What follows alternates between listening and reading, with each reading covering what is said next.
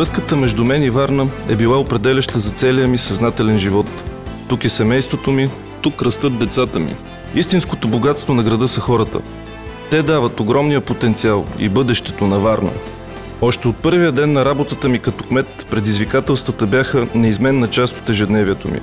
Горд съм, че Варна показа на цяла България как може да се обедини и да се справя с трудностите.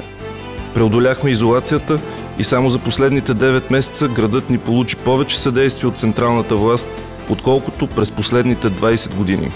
Заедно с екипът ми реанимирахме връзките с Европа и размразихме и стартирахме множество проекти. За 2 години успяхме да привлечем над 250 милиона външно финансиране.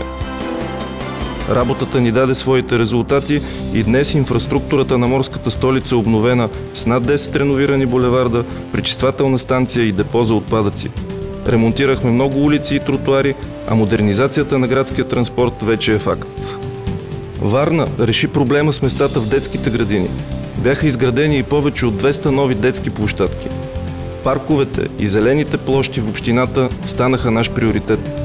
Успяхме да реализираме и преки инвестиции в здравето на варненци. Спортната зала на града ни е достоен домакин на световно ниво, а Варна вече е и европейска младежка столица. Знам откъде тръгнахме и знам на къде отиваме. Само за 2 години промяната е видима, но можем да продължим в същото темпо. Диалогът с правителството и Европейският съюз ни гарантира сътрудничеството, от което имаме нужда. Усилията ни ще бъдат насочени към създаването на нови работни места, целогодишна ангажираност и по-висок стандарт на живот. Варна може и ще бъде град на младите. След като заедно поставихме основите, ще обърнем внимание и на детайлите. Амбициите ни са да променим визията пред всеки дом. Аз съм Иван Портних, кандидат за кмет на Варна.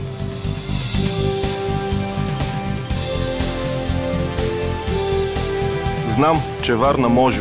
Купуването и продаването на гласове е престъпление.